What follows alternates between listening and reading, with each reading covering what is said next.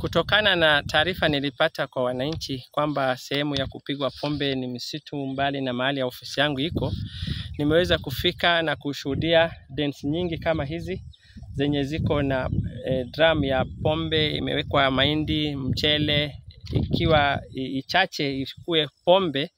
Nimepata dens zaidi ya 20 zenye ambazo ziko na zaidi ya 40, na nimeweza kutayarisha kutokana na hii madhara makubwa ambayo inaweza kuletea wananchi. Nimeweza kutayarisha taarifa wa kuweza kutahadhari wale wanaofanya hiyo kazi, wanauza au wanakunywa. Taarifa rasmi kwa wakaaji wa Jirime na maeneo karibu kukomesha pombe haramu. Nikiwa kiongozi wa location ya Jirime, natangaza kwa wakaaji wa Jirime na maeneo karibu kuwa kuanzia sasa ilivyo awali tunapiga marufuku kabisa utengenezaji, uuzaji na unywaji wa pombe haramu katika maeneo yote ya eneo hili. Haswa mahali ambapo tiko kichakani ambako shughuli hizi zinaendelea kwa siri. Hatua hii nimeichukua kwa tahadhari ya kipekee ili kuhakikisha siri ya kuwakamata wanaohusika na pombe hizi isijulikane. Hapo awali nilikomesha tabia hii, lakini kwa masikitiko imeanza kurejea. Kabla haijakomaa tumeamua kuivunja kabisa. Katika eneo hili tumebomoa na kuharibu mitungi na vyombo vingi kama zaidi ya 80 vilivyotumika kutengeneza pombe hii haramu. Pombe hizi zina hadhari kubwa kwa jamii yetu.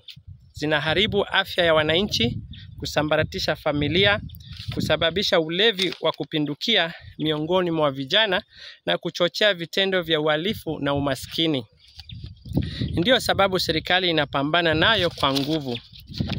Naonya vikali wanaopika, kuuza na wanaoficha pombe hizi. Waache mara moja au wakumbane na mkono wa sheria kwa uzito wake wote. Sitalegeza mwendo huu wa kutafuta na kuharibu pombe haramu.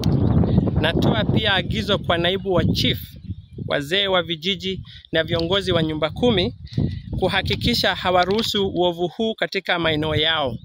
Wale watakaopatikana wakihifadhi au kufumbia macho wajue kwamba muhini na muhiniwa njia yao ni moja. Madhara ya pombe hahitaji kuelezwa zaidi, maana vifo vya ghafla hutokezea na upovu, magonjwa ya akili na ini, kuvunjika kwa familia, kuenea kwa uhalifu, umaskini na kudorora kwa maadili, kuelemeza maendeleo ya vijana na ya jamii. Natoa mwito kwa jamii nzima kushirikiana katika kampeni hii ya kupinga na kupigana na pombe haramu. Kwa wanawake au watu wote wanaohusisha na hii biashara ya haramu, bado kuna matumaini. Na wasihi mjiunge na mpango wa SHA, mpango wa serikali unaosaidia familia kujikumu kiafya na kijamii. Mimi mwenyewe ni mfano hai. Wakati mke wangu alipougua nilipeleka hospitali na SHA ililipia 80% ya gharama ya hospitali. Mpango huu uko ajili ya kila Mkenya mwenye uhitaji. Natoa wito kwa MAWASCO kuwashirikisha kina mama hawa kwa kupewa nafasi za kuendesha visima vya maji, yani water kiosk. Washiriki katika mpango wa kupanda miti bilioni 15. Walime mashamba madogo, watengeneze sabuni na kujiunga na biashara ndogo ndogo hapa na pale, kwani mdogo mdogo hujaza kibaba. Kujiunga na SHA kusaidia familia zao.